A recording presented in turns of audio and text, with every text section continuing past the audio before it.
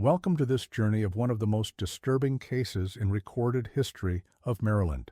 Before we begin, I invite you to leave a comment about where you're watching from and the exact time you heard this story. We're interested in knowing where and at what times of day or night these documented accounts arrive.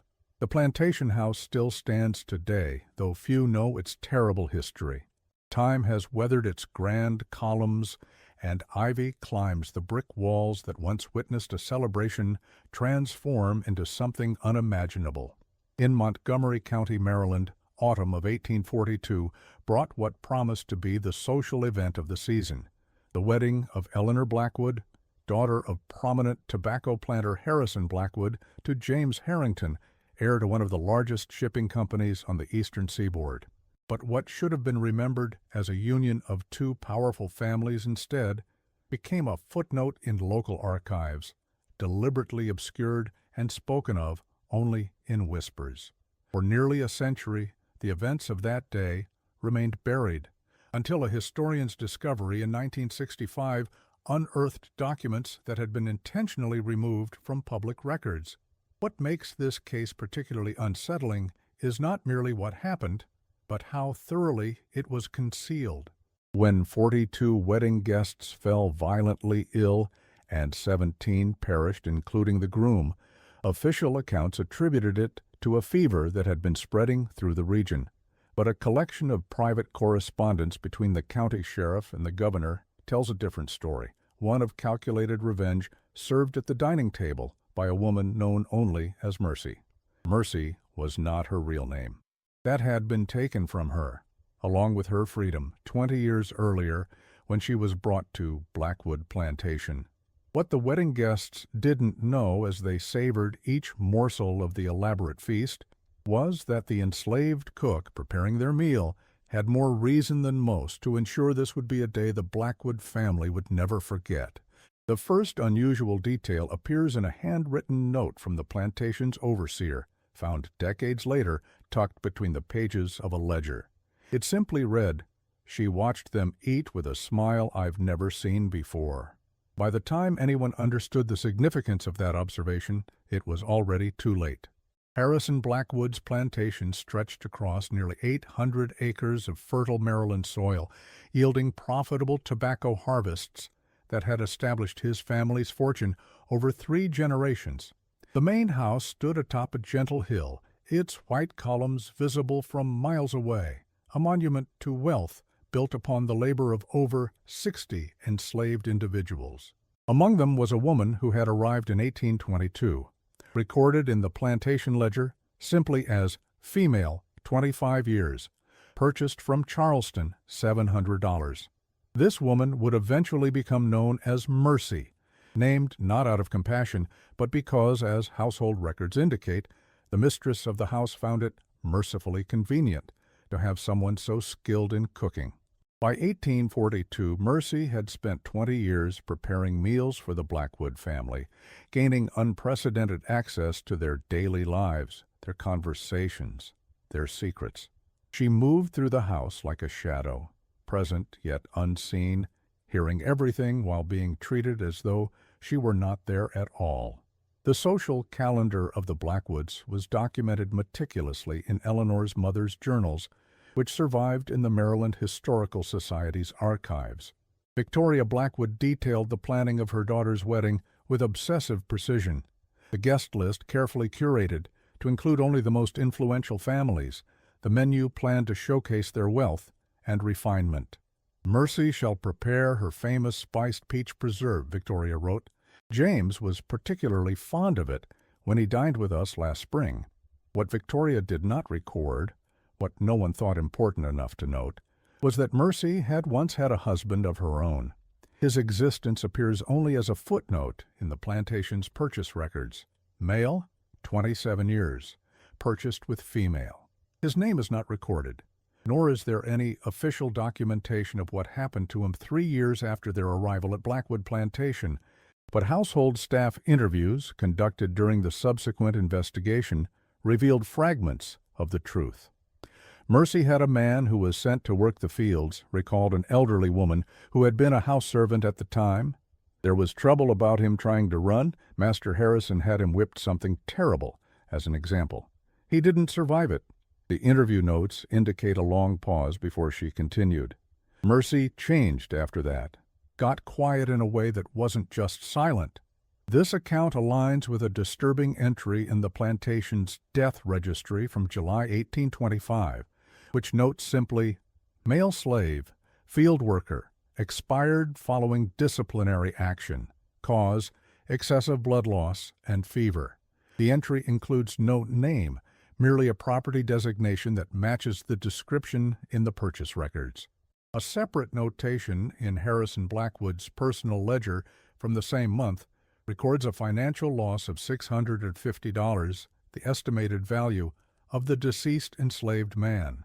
What is particularly chilling about these clinical records is how they reduce a human life to a financial transaction, the very dehumanization that would ultimately fuel Mercy's revenge. For 17 years following this incident, Mercy continued her duties without incident. She prepared thousands of meals for the Blackwood family and their guests. She taught younger kitchen staff how to bake the breads and pastries for which the plantation became known among Maryland society. She created the recipes that Victoria Blackwood would share with other plantation mistresses as though they were family heirlooms. And through it all, Mercy watched, listened, waited. The engagement of Eleanor Blackwood to James Harrington was announced in the spring of 1842. James was the son of Frederick Harrington, whose shipping business had expanded rapidly, due in part to his lucrative contracts transporting tobacco from Maryland plantations, including Blackwood's, to markets in Europe. The marriage would formalize an already profitable business relationship, and, as Harrison Blackwood wrote in a letter to his brother in Boston, ensure our family's prominence for another generation at least. The wedding was scheduled for October 15th, when the weather would be cool enough for elaborate formal attire, yet before the harsh winter set in. Invitations were sent to over 50 prominent families, and preparations began months in advance. Victoria's journals detail how she delegated responsibilities. "Eleanor shall oversee the decoration of the house and grounds. I shall manage the guest accommodations. And Mercy, of course, will handle all aspects of the wedding feast." What follows in Victoria's journal are pages of menu planning: oysters from the Chesapeake, roast duck with orange glaze, imported wines, and elaborate desserts, including a towering wedding cake. "Mercy assures me she can manage it all," Victoria wrote. "I have complete faith in her abilities." That faith would prove to be catastrophically misplaced. In the months leading up to the wedding, there were subtle signs that something might be amiss, though none were recognized as such at the time. The plantation's quarterly inventory lists from summer 1842 show unusual requests from the kitchen, additional spices from Baltimore, special sugar imported from the Caribbean, various herbs that Victoria approved without question, assuming they were necessary for the elaborate wedding menu. A receipt found among the household accounts shows a purchase of several glass jars and sealing wax from a merchant in nearby Frederick, Maryland. The timing of this purchase, early September 1842, coincides with what would later be identified as Mercy's preparation of the toxic preserves. Most revealing is a note from Victoria to her husband, dated September 8th. Mercy has requested permission to gather plants from the wooded areas of the property. She claims certain wild herbs will enhance the flavors of the wedding feast. "I see no reason to deny this request." This seemingly innocuous permission granted Mercy access to the natural materials she would use to execute her plan.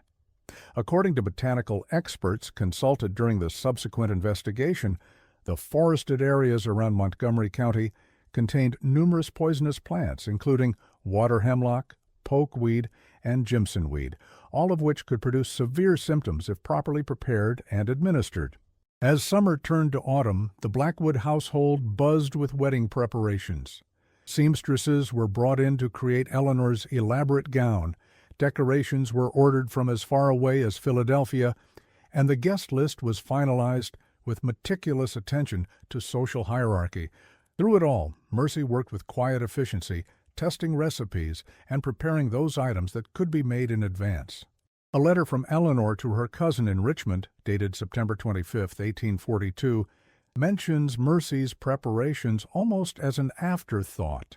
Mother is quite pleased with how the wedding arrangements are progressing. Mercy has already begun preparing some of the preserves and sauces for the feast. The kitchen smells wonderfully of spices and fruit. She works almost constantly, seeming tireless in her efforts. I mentioned to Mother that perhaps she deserves some special acknowledgement for her service, but Mother dismissed the suggestion. "It is merely her duty," she said. "Sometimes I wonder if we take too much for granted." This rare moment of reflection from the bride would prove tragically prescient. The Blackwood family had indeed taken much for granted, including the assumption that 2 decades of apparent obedience signified acceptance rather than calculation. As the wedding day approached, visitors began arriving at Blackwood Plantation. The guest rooms in the main house were reserved for immediate family and the most distinguished guests, while others were accommodated in the homes of neighboring planters. The night before the wedding, 38 people dined at the Blackwood table for the rehearsal dinner. Mercy and her kitchen staff served 5 courses, all received with enthusiastic praise. "The food was magnificent," wrote Catherine Winters, a cousin of the bride, in a letter discovered decades later. "That cook of theirs deserves every accolade." Victoria told me she'd promised Mercy a special gift in appreciation of her efforts for the wedding festivities. I wonder what one gives as a reward to such people. Perhaps a day of rest or some trinket to wear on Sundays. The morning of October 15th dawned clear and cool. The ceremony was scheduled for noon, with the wedding breakfast to follow immediately after.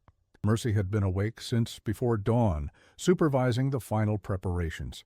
According to kitchen staff accounts, she was unusually calm that day, giving directions in a steady, almost detached manner. One young kitchen worker later recalled, "She kept touching this little pouch she wore around her neck, never seen her wear it before. When I asked what it was, she just said it was for good fortune."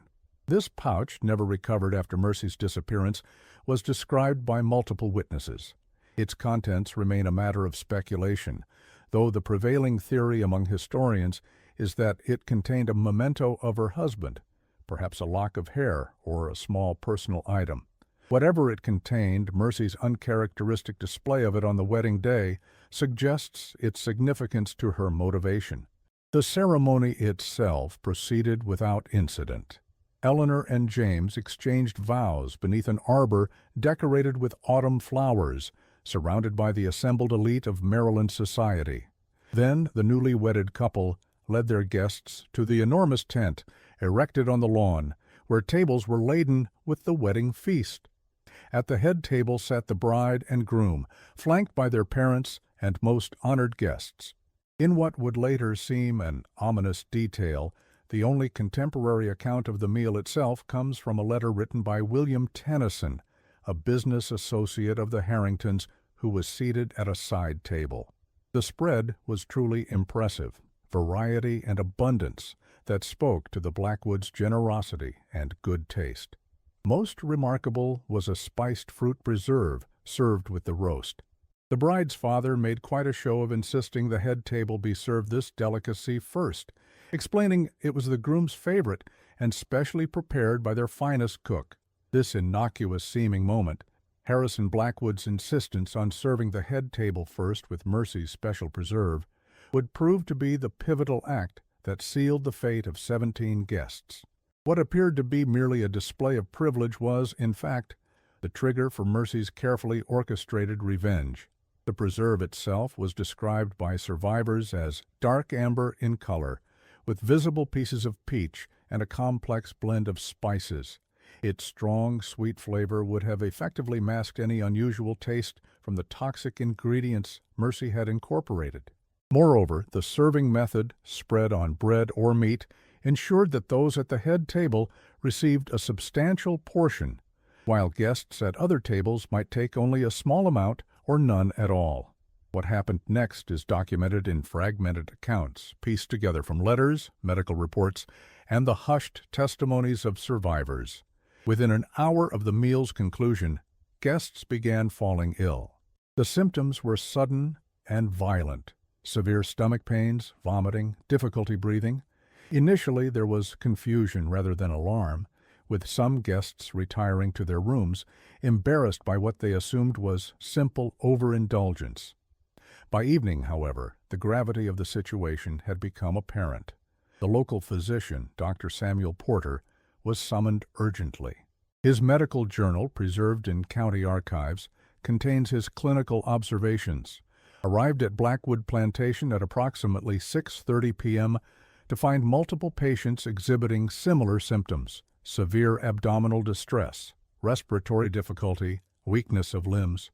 Initial assessment suggests possible food contamination, though pattern of affliction is unusual. Those seated at the head table appear most severely affected. Dr. Porter's notes go on to describe his increasingly desperate attempts to treat the stricken guests as the night progressed. Administered ipecac to induce vomiting in those still conscious, though for many this intervention comes too late. Applied cold compresses for fever, mustard plasters to chest for respiratory distress. Attempted bloodletting on Mr. Harrington Sr., with no improvement in condition. The doctor's frustration is evident in his increasingly terse entries.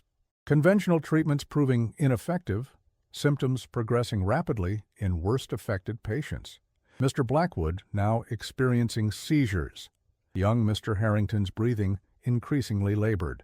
Have sent for Dr. Matthews from Frederick for consultation, though I fear he will not arrive in time. By dawn, 17 people had died, including James Harrington, his father Frederick, Harrison Blackwood, and 14 other guests who had been seated at or near the head table. Eleanor, having eaten very little due to the excitement of the day, survived but was described as nearly catatonic with shock.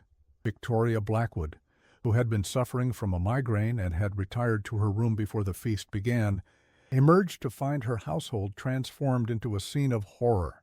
Her journal entries from this period are sparse and disjointed, but a letter to her sister written 3 days after the tragedy provides a harrowing glimpse of the aftermath. I cannot adequately describe the scene that greeted me when I finally ventured downstairs. Bodies laid out in the parlor, moans of the suffering from every guest room, the smell of sickness permeating every corner. And amidst it all, Eleanor sitting silent and still beside James's body, her wedding gown stained with the efforts of trying to comfort him in his final hours. How has our day of joy become this nightmare? Conspicuously absent from any account of the chaotic night was Mercy. The first official mention of her appears in a report from the county sheriff, who arrived the following day.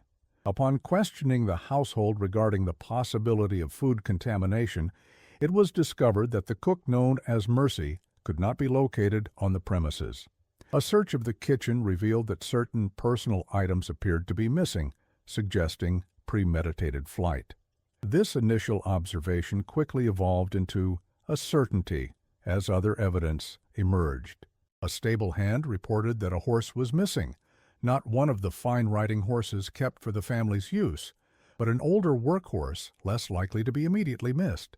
More damning still was the discovery that a sum of money was missing from Harrison Blackwood's study, approximately $500 that had been set aside to pay vendors for the wedding. A manhunt was organized immediately, with search parties spreading out across the county. Notices were posted offering a substantial reward for Mercy's capture, but these initial efforts yielded nothing. It was as though she had vanished completely. 3 days after the wedding, as the bodies of the victims were being prepared for burial, Victoria Blackwood made a discovery in the kitchen.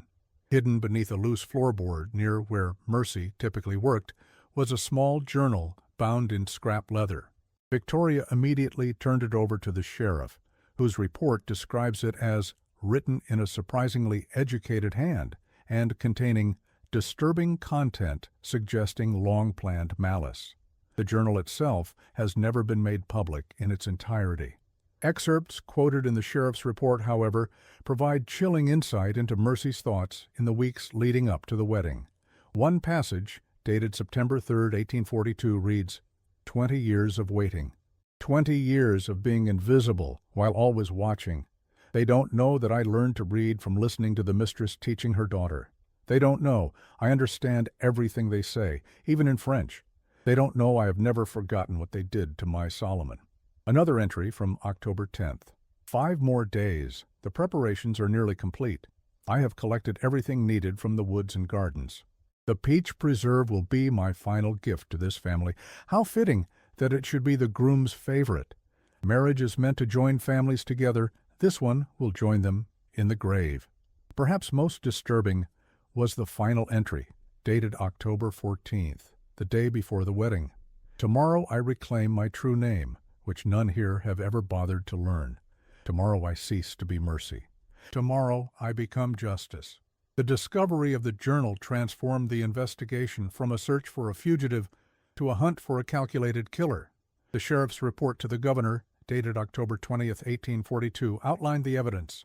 It is now beyond doubt that the deaths at Blackwood Plantation were the result of deliberate poisoning by the slave woman known as Mercy. The journal found in her quarters reveals both motive and premeditation. The targeting of the head table, where the plantation owner and his distinguished guests were seated, further confirms the intentional nature of this act. This represents not merely a criminal act, but a direct assault on the social order of our state. The investigation that followed focused on determining what substance Mercy had used to poison the wedding feast. Dr. Porter's assessment, based on the symptoms observed, suggested some form of plant-based toxin. The most damning evidence came from a groundskeeper who recalled seeing Mercy gathering unusual plants from the wooded areas of the plantation in the weeks before the wedding. "Didn't think nothing of it at the time," he stated. "She often gathered herbs and such. But looking back, she was going deeper into the woods than usual, coming back with things I didn't recognize." Botanical experts consulted during the investigation identified several poisonous plants indigenous to the Maryland region that could produce the observed symptoms. Water hemlock, Cicuta maculata, which grows in wet areas throughout the eastern United States, was considered the most likely primary agent. Its toxic component, cicutoxin, attacks the central nervous system and produces symptoms consistent with those described: abdominal pain, nausea, vomiting, seizures, and ultimately respiratory failure. The investigation also revealed that Mercy likely combined multiple toxic plants to create a more complex poison that would be difficult to identify or treat. Pokeweed and certain mushrooms were suggested as possible secondary agents. What was clear to the experts was that this was not a simple case of accidental contamination, but rather a carefully formulated toxic mixture that demonstrated considerable knowledge of local flora and their properties. While the investigation established how the poisoning had occurred, the question of Mercy's whereabouts remained unanswered. Weeks passed, then months, with no confirmed sightings. The reward for her capture was increased twice, attracting bounty hunters from neighboring states. Yet no one claimed it. There were occasional reports. A woman matching her description seen boarding a northbound stage in Baltimore, a cook with similar features briefly employed by a Philadelphia household, before disappearing when questions about her background arose.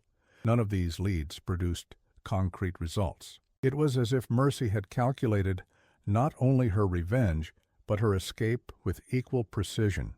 The broader implications of the event created considerable unease among plantation owners throughout the region. The idea that an enslaved person could execute such a calculated act of vengeance and potentially escape the consequences was profoundly disturbing to the established social order. There was a concerted effort to control the narrative, with newspapers reporting the deaths as resulting from a fever that struck suddenly during wedding festivities at the Blackwood estate. Private correspondence between the governor and various officials reveals the concern that public knowledge of the true events might incite similar actions, and undermine confidence in the domestic arrangements upon which our society depends. As a result, documents related to the case were sealed, the investigation quietly closed, and the story deliberately suppressed. A letter from Governor Thomas Pratt to the Montgomery County Sheriff, dated December 5, 1842, makes the official position clear. While we must continue efforts to apprehend the fugitive in question, it is deemed advisable to minimize public discussion of the actual circumstances. The official cause of death shall remain as previously reported, a sudden fever of unknown origin. Any documents suggesting otherwise should be secured and access restricted to authorized officials only. The stability of our institutions requires discretion in this matter. This official silence extended beyond mere public relations. It represented a collective unwillingness to confront the implications of Mercy's actions, that beneath the seemingly stable surface of plantation life lay currents of resentment and resistance that could occasionally erupt into violence. To acknowledge this reality would be to admit that the entire system rested on a precarious foundation. The remains of the 17 victims were interred in a family cemetery on Blackwood grounds. The funeral was a subdued affair, nothing like the celebration that had preceded it. Eleanor Blackwood, now simultaneously a bride and widow, was described by attendees as a hollow shell of the vibrant young woman she had been. She returned to her family home, now hers by inheritance, and rarely ventured beyond its grounds again. Victoria Blackwood, having lost both husband and son-in-law in a single day, turned increasingly to laudanum to manage her grief. Her journals from the following month show deteriorating handwriting and increasingly disjointed thoughts. In one of her final coherent entries, dated March 1843, she wrote, "I still see her in my dreams, Mercy standing in the shadows of the dining room, watching as they all took their first bites. Was there a smile on her face? Did I imagine the look of satisfaction? How long had she hated us while serving us? How did we not see?" As months passed, Victoria's mental state deteriorated further. Her journal entries become increasingly paranoid, filled with fears of being watched or poisoned. "I cannot eat food prepared by others," she wrote in November 1843. "I examine my room each night before retiring. I startle at shadows and whispers. I know she is still out there, waiting to finish what she began. How many others like her are among us, smiling while they plot?"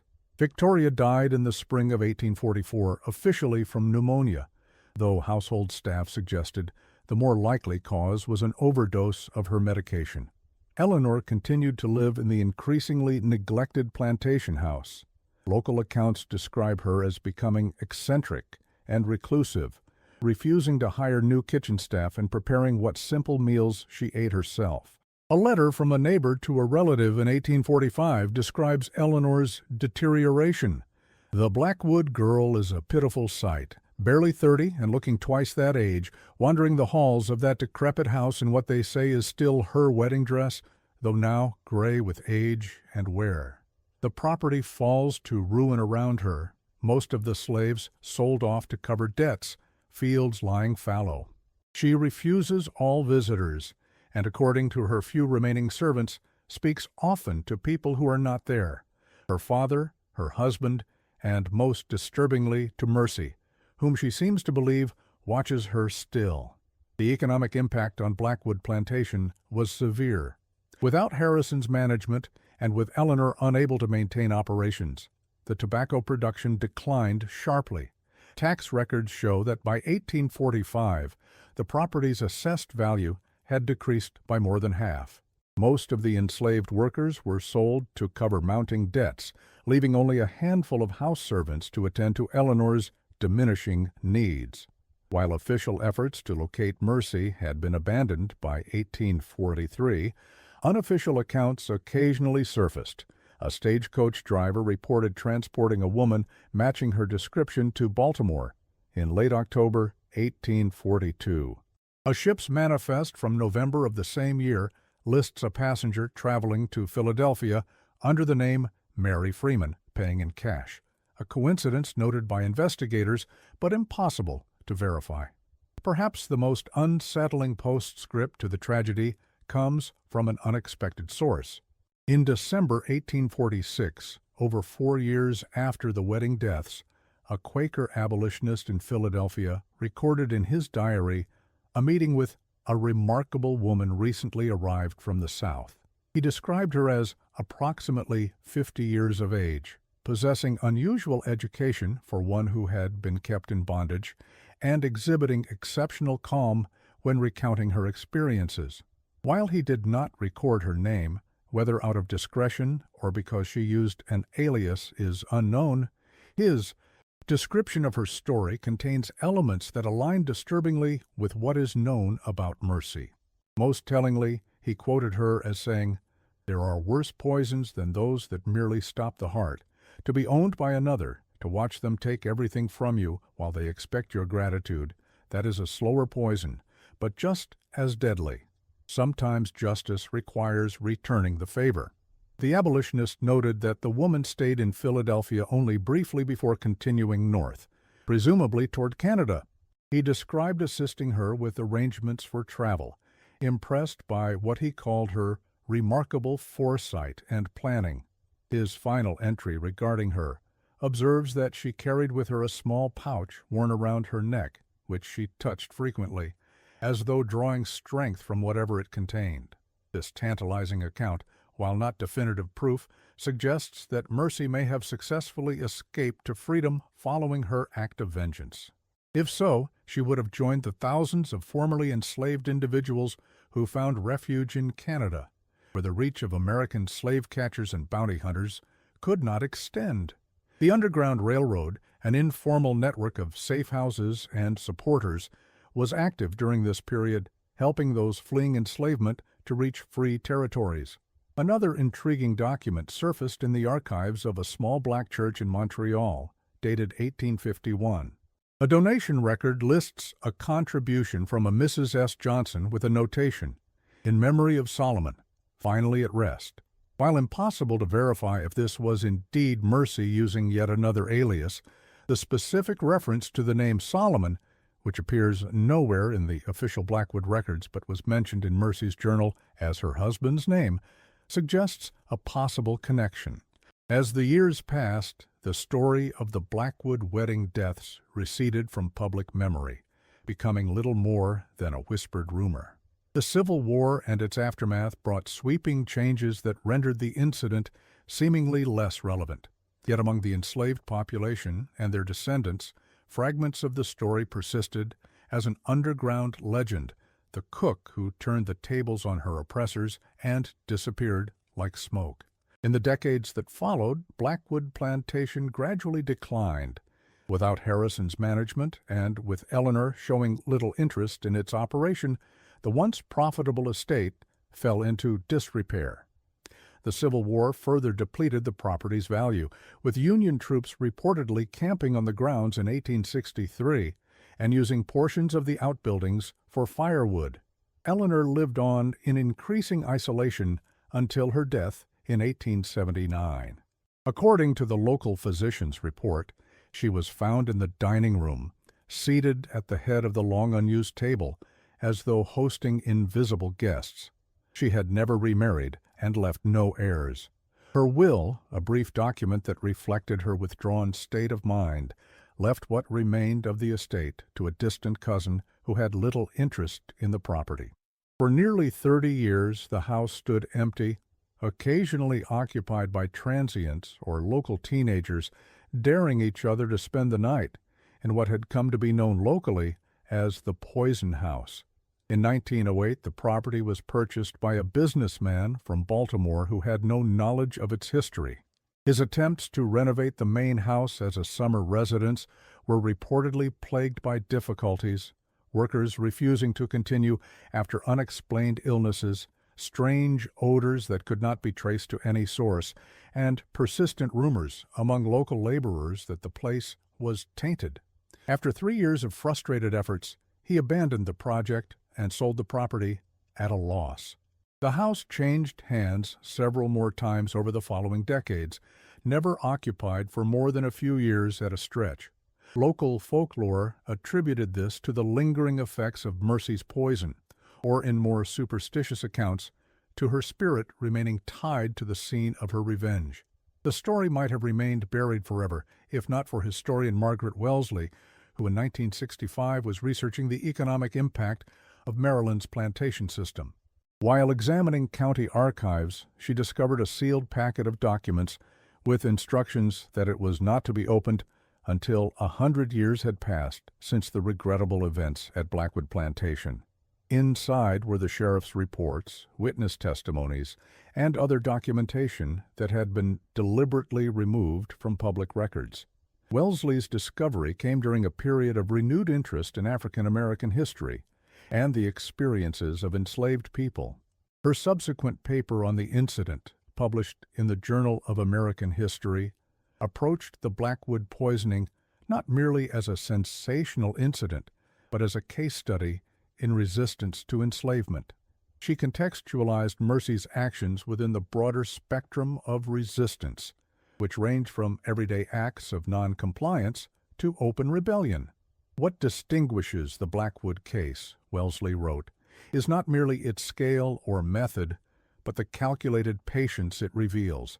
For 20 years, this woman moved through the household, observing, learning, and waiting for the perfect moment to strike. This challenges our understanding of resistance as spontaneous or emotional, and suggests, instead, a capacity for long-term planning that humanizes rather than demonizes the actor.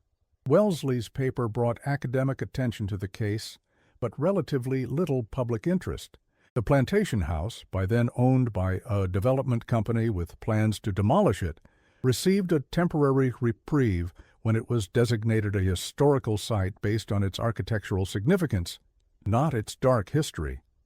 A small museum established in what had been the overseer's house presented a sanitized version of plantation life, with no mention of the wedding deaths or Mercy's revenge. What Wellesley found most compelling about the case was not just the act itself, but what it revealed about the underlying society. We must view this incident not merely as an isolated tragedy, she wrote, but as an extreme manifestation of the tensions inherent in a system that reduced human beings to property. The story of Mercy, whose real name we may never know, is ultimately about power, resistance, and the consequences of dehumanization. Wellesley's research uncovered one final detail that had been absent from the official records. Among the personal effects of Eleanor Blackwood, catalogued after her death, was a small wooden box containing a single item, a glass jar, empty but bearing traces of what laboratory analysis identified as peach preserve. Attached to the jar was a handwritten note in Eleanor's hand that read simply, "Lest I forget." This macabre souvenir suggests that Eleanor, unlike the authorities who sought to erase the true story, never escaped the reality of what had happened that day.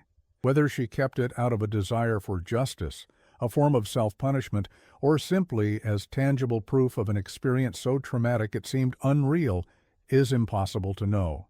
What is clear is that while official records might be sealed and newspapers print falsehoods, personal memory persists. Today, the restored exterior of Blackwood House gives little indication of the tragedy that occurred there. Tourists who visit the grounds hear a sanitized version of its past, focusing on architectural details and the general lifestyle of plantation society. The wedding deaths, if mentioned at all, are attributed to an outbreak of fever, perpetuating the cover story established more than a century earlier. Yet local residents tell a different tale. They speak of an unnatural silence that hangs over the dining room, even during crowded tours. Some claim to detect the faint scent of peaches when no fruit is present. Others report a sensation of being watched while walking the grounds, particularly near the old kitchen outbuilding. Most persistent is the story that every October 15th, the anniversary of the wedding, the temperature in the dining room drops noticeably, regardless of the weather outside. Tour guides who have worked at the house for years acknowledge this phenomenon with nervous laughter, attributing it to quirks in the ancient heating system or the orientation of the room. None are willing to stay in that room alone, as darkness falls on that particular date. In 1975, during renovation work on the kitchen outbuilding, workers discovered a small cavity beneath the hearthstones. Inside was a cloth pouch containing what appeared to be human hair and a small piece of paper. The writing had faded to near illegibility, but conservation experts were able to discern a single phrase: "Solomon awaits." The items were catalogued as artifacts of historical interest, their significance noted, but their connection to the wedding deaths left unstated in the official record. Whether these are simply the embellishments that naturally accrue to any tragedy over time, or something more, is impossible to say. What remains undisputed is that on a bright autumn day in 1842, a woman who had endured decades of bondage and personal loss orchestrated one of the most calculated acts of vengeance in American history, and then disappeared without a trace. Perhaps most disturbing is not what we know about Mercy, but what we don't. The historical record tells us almost nothing about who she was before being enslaved, her true name, her homeland, her life, before it was stolen from her. The woman who executed such a methodical plan and then successfully escaped remains largely a cipher, known to history primarily through the act that ended so many lives. In the years following her disappearance, rumors occasionally surfaced of a woman matching her description living in various free black communities in the North or in Canada. One account from 1853 describes a woman in Montreal who worked as a cook for a prominent family, but refused to prepare preserves of any kind. Another report from 1860 mentions an older woman in a Boston boarding house who was known for warning others to be careful who you allow to prepare your food, for the cook holds your life in their hands. Whether any of these women was actually Mercy is impossible to verify. The trail grows cold, the witnesses pass away, and time obscures what little evidence might have existed. What survives is the cautionary tale of a woman who turned the very role forced upon her, that of nourisher and sustainer, into the instrument of her revenge. The last known document that may reference Mercy is a brief death notice from a small Ontario newspaper dated 1867. Passed away peacefully, an elderly woman known to neighbors as Madame Solange, who came to our community some 20 years ago. Though quiet about her past, she was respected for her knowledge of plants and healing. When asked once about the unusual name she had chosen for herself, she reportedly said it meant solemn or dignified in French, but that, in her mind, it would always mean Solomon's angel. Whether this was indeed Mercy, having lived out her remaining years in quiet anonymity, remains a matter of conjecture. Historians continue to debate the broader significance of the Blackwood wedding deaths. Some view it as an anomalous incident, notable primarily for its method and scale. Others see it as emblematic of the violent undercurrents that ran through the institution of slavery, a system maintained through daily acts of violence and coercion that occasionally produced violent resistance in return. What is clear is that the careful suppression of the true story served multiple purposes. For plantation owners throughout the region, it prevented the spread of an idea that might inspire similar acts. For the broader society, it maintained the comfortable fiction that the relationship between enslaver and enslaved, while unequal, was not characterized by deep currents of resentment and potential violence. Even today, the full story remains uncomfortable to confront. It challenges simplified narratives about resistance to slavery, introducing moral ambiguities that defy easy categorization. Mercy's act was undeniably one of calculated murder, yet it occurred within a context where her own humanity had been denied, her husband killed, her very identity erased, and replaced with a name that mocked her situation. In more recent years, Mercy's story has been re-examined through various lenses, as an early example of chemical warfare, as a case study in prolonged trauma response, as a manifestation of what psychologists now recognize as the devastating mental health impacts of enslavement.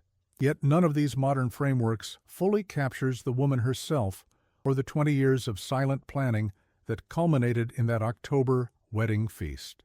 Medical historians have been particularly interested in the toxicological aspects of the case. Dr. Helena Reeves, writing in the Journal of Historical Toxicology in 1998, noted, "What makes the Blackwood poisoning remarkable from a scientific perspective is the sophistication evident in the preparation. The combination of toxins, the delivery method, and the careful targeting suggest not merely knowledge of poisonous plants, but an understanding of how to process and combine them for maximum effect while delaying symptom onset. This represents a level of pharmaceutical knowledge that would have been considered advanced even among trained physicians of the period." This observation raises questions about the sources of Mercy's knowledge. While the historical record provides no definitive answers, oral traditions within some African American communities suggest that knowledge of medicinal and toxic plants was part of the cultural heritage that survived the Middle Passage. Botanical historians have noted significant overlap between plants used in traditional West African medicine and those found in the southeastern United States, creating a potential continuity of knowledge despite the violent disruption of enslavement. A 2005 study by ethnobotanist Dr. Jerome Patterson identified over 30 plants common to both West Africa and the American South that have both medicinal and toxic properties depending on preparation. These plants represented a double-edged knowledge, Patterson wrote. The same understanding that could heal could also harm. In a context where enslaved individuals had extremely limited agency, this knowledge represented a rare form of power that could not be easily detected or controlled by enslavers. Whether Mercy's knowledge came from African traditions passed down through generations, from observation of local plants and their effects, or from some combination of sources, its application represented a form of resistance that utilized the very role assigned to her by the plantation system. As a cook, she had access to ingredients, knowledge of preparation techniques, and the trust of those she served, all of which became weapons in her hands.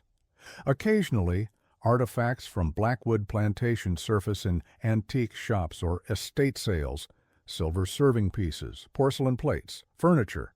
In 1992, a collector purchased what was described as a plantation cookbook from the mid-19th century at an auction in Baltimore. Among the standard recipes for breads, roasts, and desserts was a carefully detailed method for preparing special occasion peach preserve. The final instruction, written in a different hand than the rest of the book, read, "Serve to those who deserve it most." The cookbook now resides in a private collection, its provenance questioned, but its chilling implication clear to those familiar with the Blackwood case.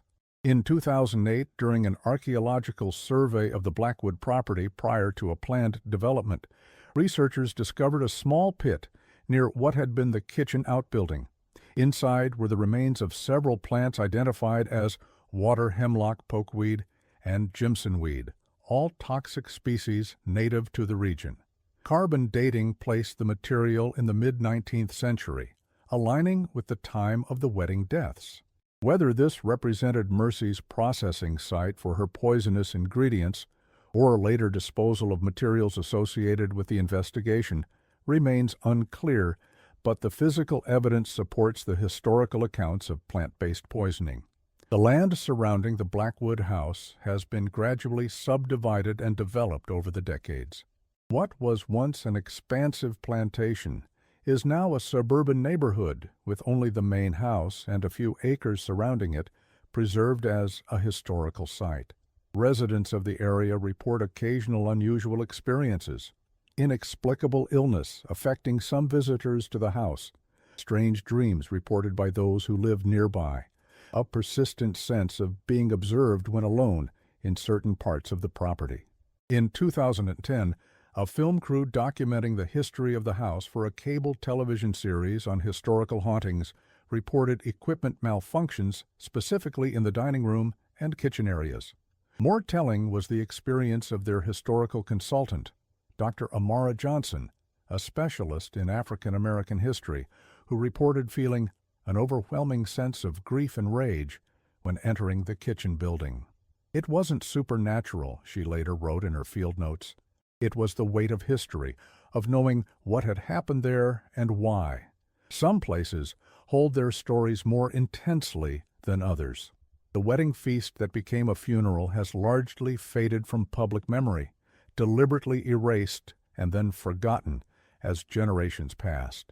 But for those who study the hidden histories of America, it stands as a stark reminder of the humanity and agency of those who were treated as property, their capacity for patience, for calculation, and yes, for retribution when pushed beyond endurance.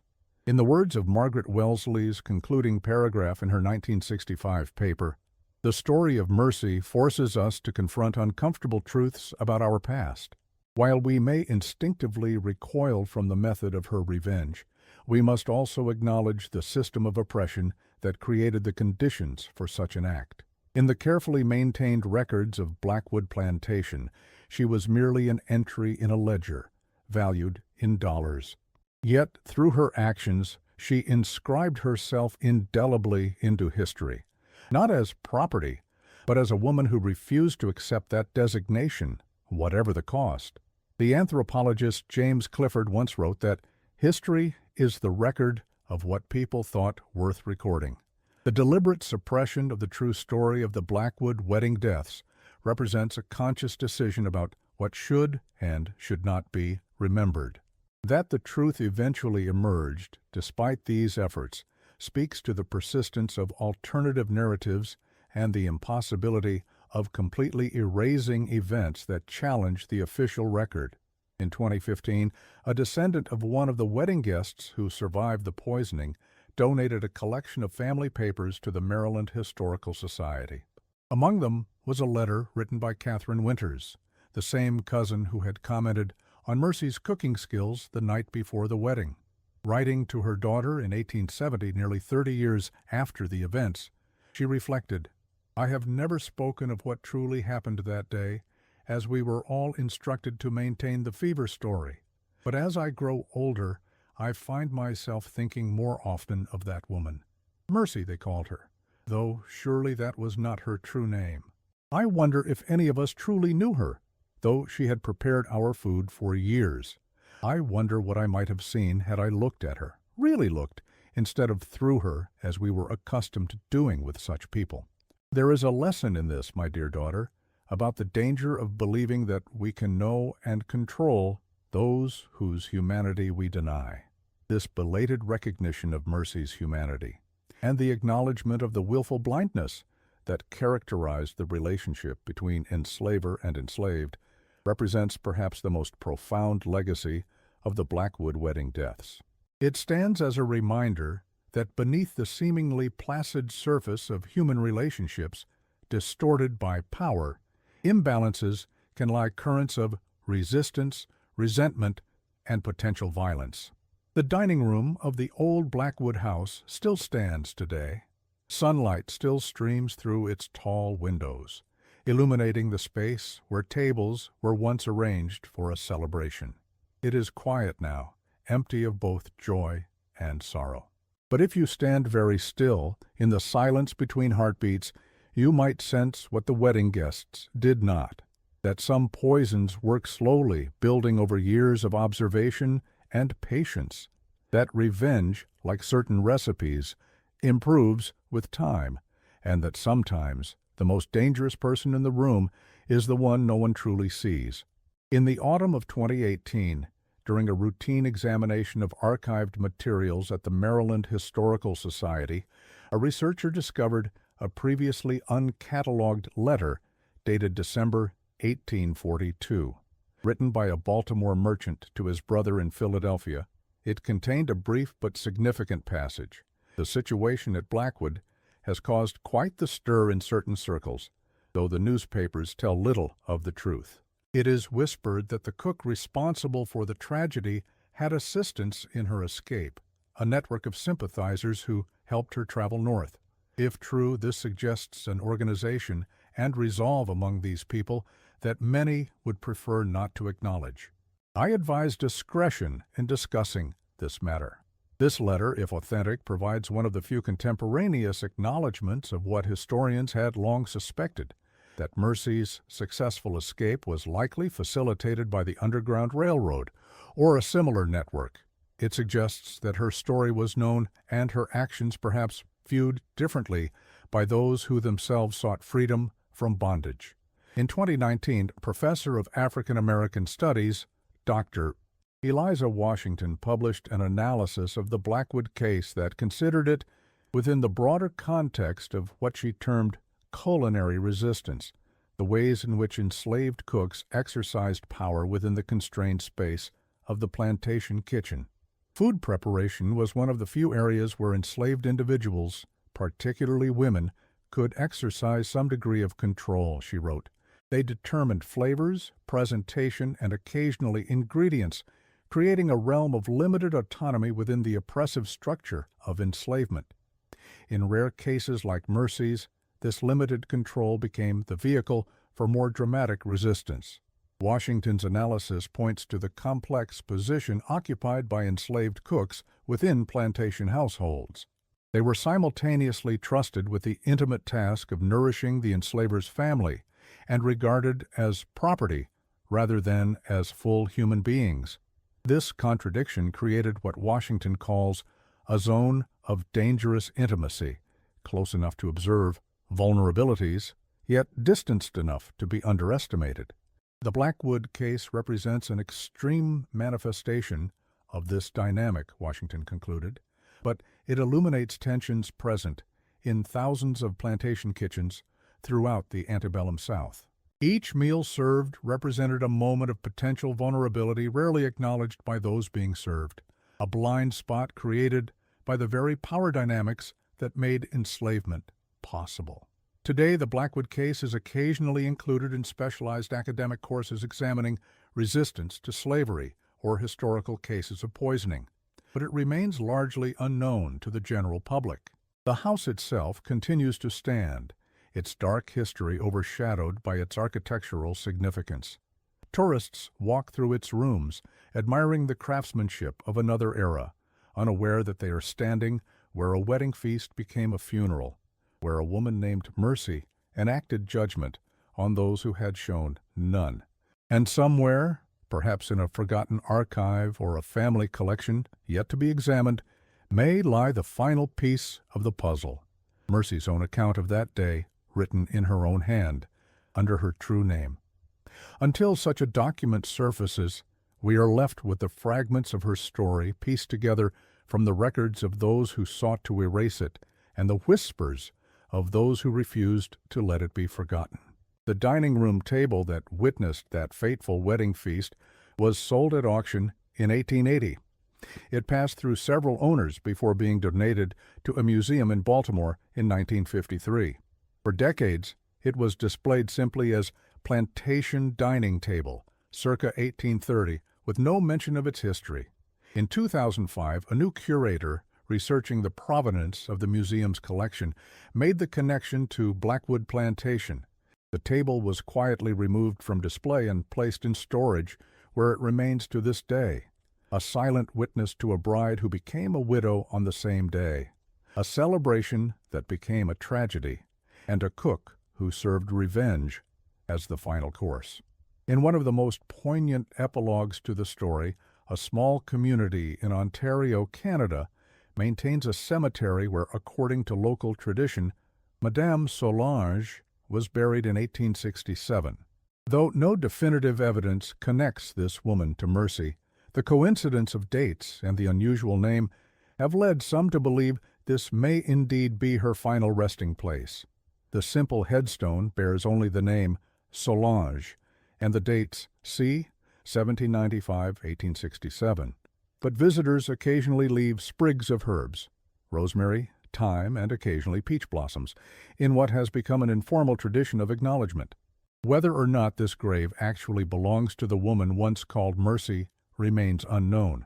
Like so much of her story, it exists in the realm of possibility rather than certainty.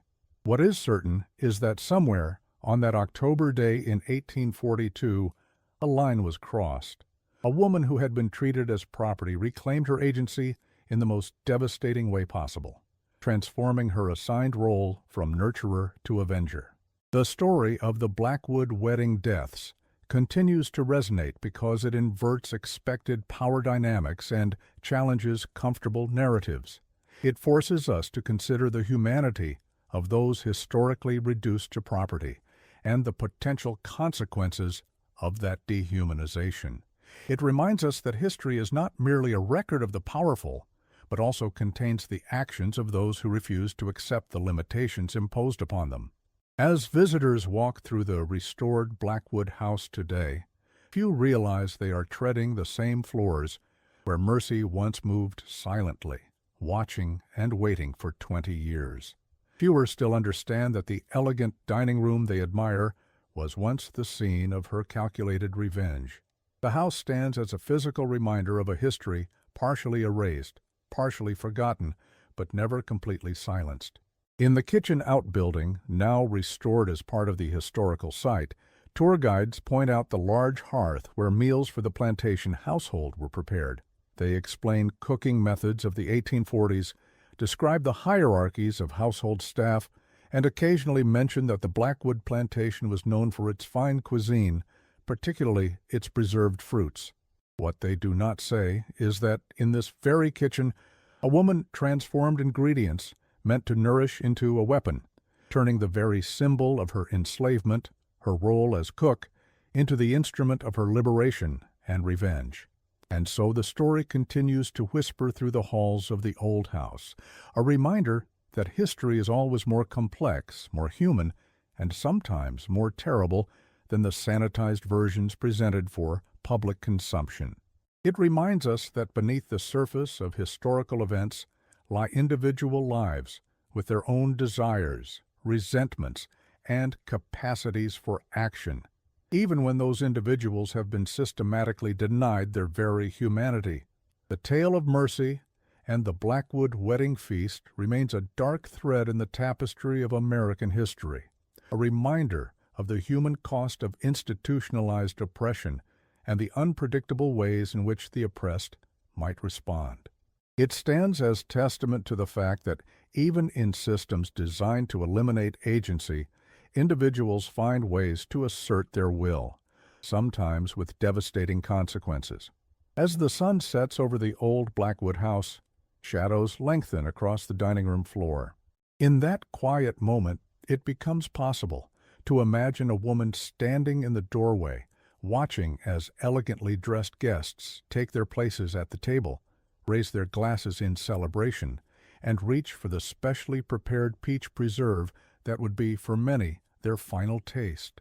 In that moment of imagining, we come closest to understanding the woman called Mercy, not as a villain or a hero, but as a human being who refused to remain a passive victim of her circumstances. And perhaps, in that understanding, lies the most disturbing aspect of her story, not that she acted as she did, but that a system existed which made such an act seem to her like justice.